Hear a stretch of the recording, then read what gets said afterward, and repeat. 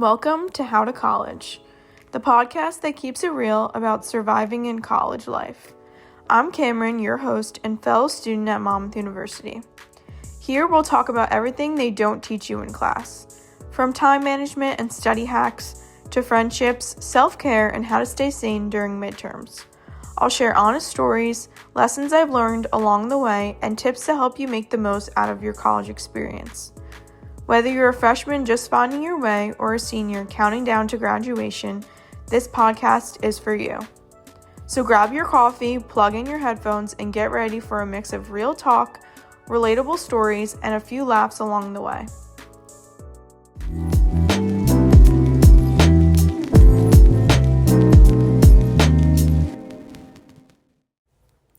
Welcome back to How to College. I'm your host, Cameron Cardone, and your go-to guide for surviving and hopefully thriving in college life. Let's be real for a moment. Have you ever felt like college is just a lot? Like no matter how many to-do lists you make and how early you go to bed, it still feels like you're running on empty? Trust me, I've been there, and that's exactly what we're going to talk about today. Burnout. Burnout is that feeling when even the things you usually enjoy, such as hanging out with friends, going to the gym, or just showing up to class, start to feel like a chore. Burnout can sneak up on anyone, and for college students, it's almost a rite of passage. Between classes, internships, jobs, and trying to figure out what comes next, it's easy to lose track of your energy and motivation. But here's the good news. Burnout doesn't last forever. There are ways to manage it and get back to feeling like yourself again. Today, I'm going to be joined by Emily Simonton, a senior business administration major here at Monmouth University. Emily's been balancing a packed schedule, classes, leadership roles, a part-time job, all while learning to take care of herself. She's here to share what burnout really looks like and how she's learned to handle it. And before we dive in, I just wanted to remind you, if you're feeling burnt out right now, you're not lazy and you're not failing. You're a human. College is tough, and it's okay to admit that. And here's the thing. Burnout doesn't happen overnight. It creeps up on you. According to Nicole Rutherford, Director of Advising at Southern New Hampshire University, burnout usually begins with feeling overwhelmed.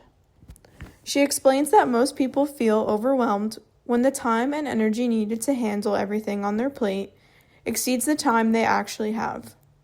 Maybe it's a week packed with exams, work shifts, and social plans, or maybe it's something unexpected, like a family emergency or an unexpected bill that completely throws off your balance. And let's be honest, when life throws a wrench in your plans, it's easy to start feeling like you're falling behind. A little stress is normal, but when that stress doesn't go away, that's when burnout starts to set in.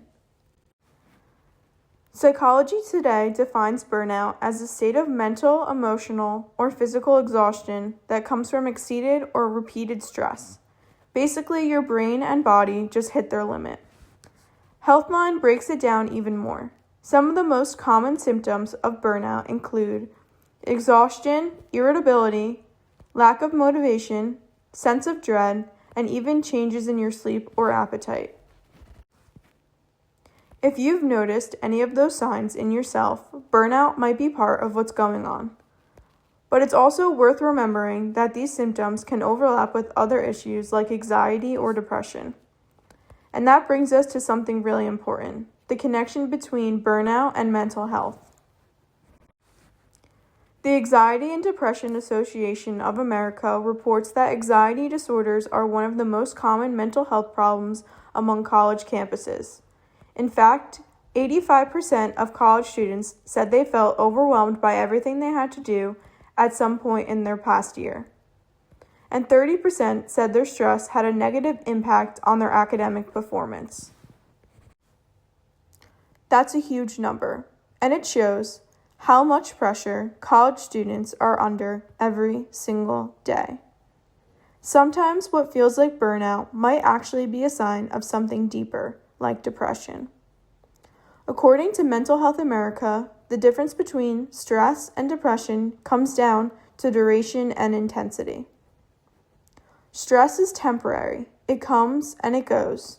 but depression lasts longer and can completely affect how you function day to day. So, if you're listening right now and some of this sounds familiar, if you've ever been tired, disconnected, or just not like yourself lately, I want you to know that it's okay to ask for help. It doesn't make you weak, it makes you self-aware. Now, the good news is that burnout doesn't have control of your life. There are ways to manage it and to prevent it from getting worse. So before Emily joins us, I just want to leave you with this thought. Burnout isn't a sign of weakness, it's a signal. It's your body's way of telling you that something needs to change. The best thing to do is listen.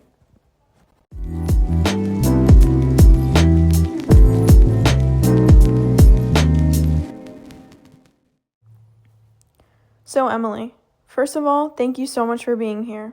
I feel like burnout is one of those things we all experience, but no one really stops to talk about it. Totally. Thanks for having me, Cameron. I really think every college has felt burnout at least once, and probably more than once, especially by senior year.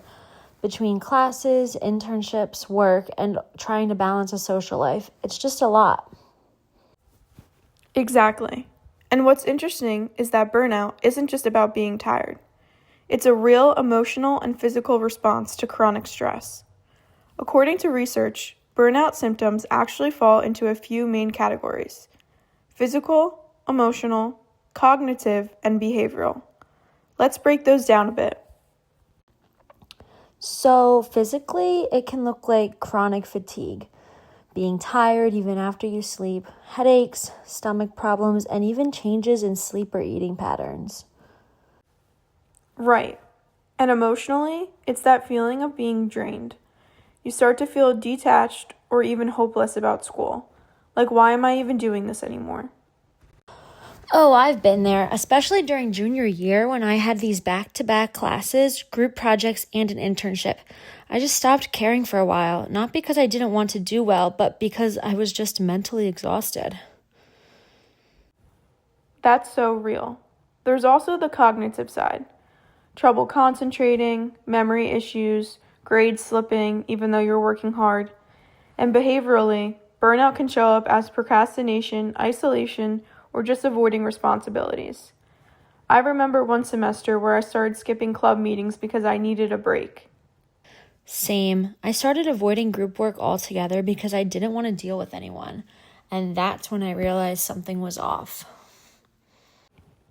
College burnout is tricky because it's not just from school, it's everything at once.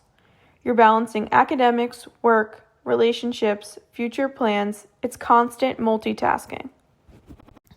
Exactly. And as a senior, I think it gets worse because there's that added pressure of what's next.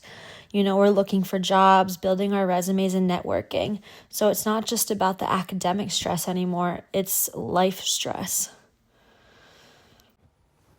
Yeah, and our generation tends to glorify being busy. Like if you're not running on caffeine and 4 hours of sleep, you're not working hard enough. Yeah, and our generation tends to glorify being busy. Like if you're not running on caffeine and 4 hours of sleep, you're not working hard enough. Oh my gosh, yes. There is such a hustle culture in college. But being busy doesn't always mean being productive. It can actually be counterproductive when it leads to burnout. Exactly. So, let's talk about how to avoid burnout, because it's one thing to recognize it, but another to actually do something about it.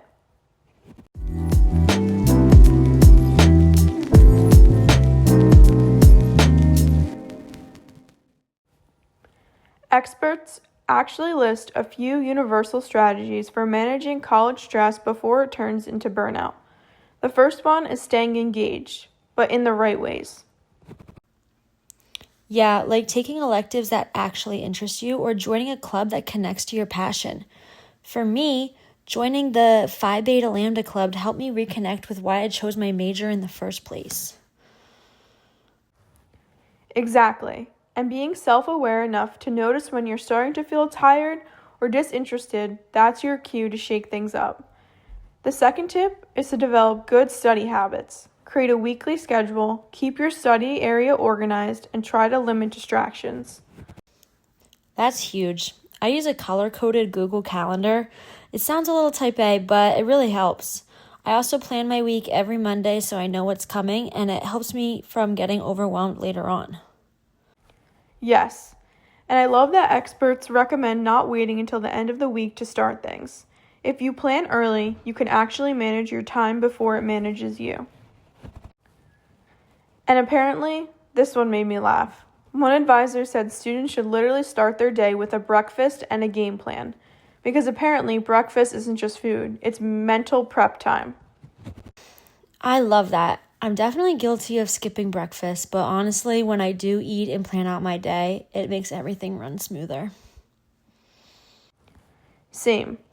The third big tip is learning to say no, which, let's be real, is one of the hardest things to do in college. Definitely. There's so much pressure to be involved in everything. Clubs, social events, jobs, internships. But you have to know your limits. I used to overcommit and then feel awful because I couldn't give 100% to anything. Exactly. Saying no doesn't mean you're lazy. It means you're prioritizing your mental health. Next up is setting realistic expectations. We all want perfect grades, but perfection can be a major stressor. Oh, for sure. I used to freak out if I got a B, but over time I learned that one grade doesn't define your worth or your future. Yes, and the last major point, practicing self-care. Scheduling time for yourself is just as important as your classes and assignments. I started treating self-care like an actual task in my planner. Whether it's going for a walk at the beach or watching my favorite show, or even just calling my family, those are the moments that recharge me.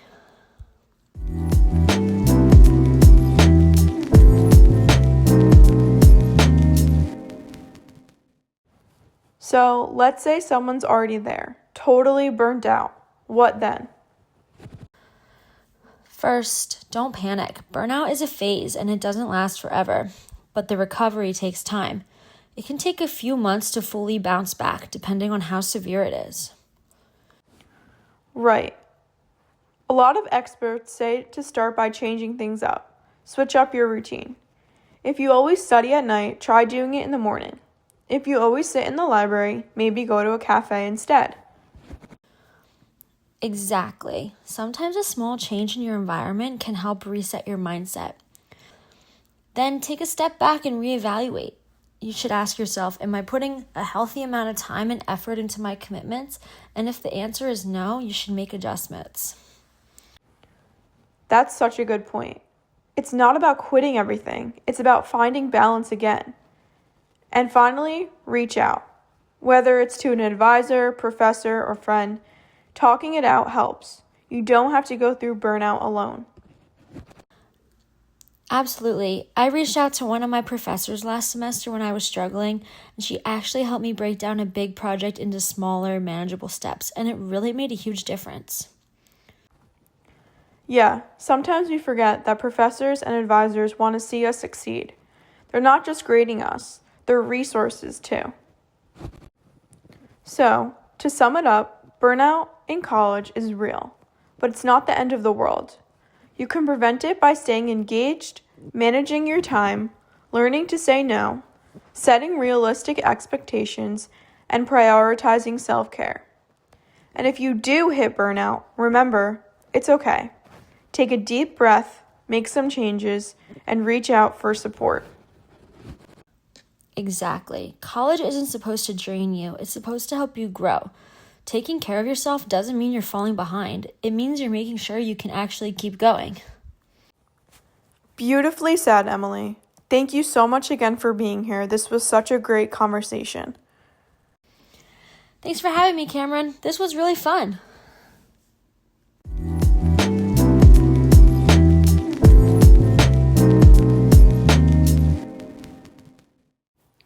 All right, so before we wrap up today's episode, I just want to take a few minutes to talk directly to you.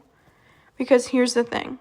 Burnout isn't just a buzzword or some trend that gets thrown around on social media. It's something so many of us experience quietly, often without even realizing it. And sometimes it's not until we hit that wall, that total exhaustion, that we finally stop and say, wait, what's happening to me?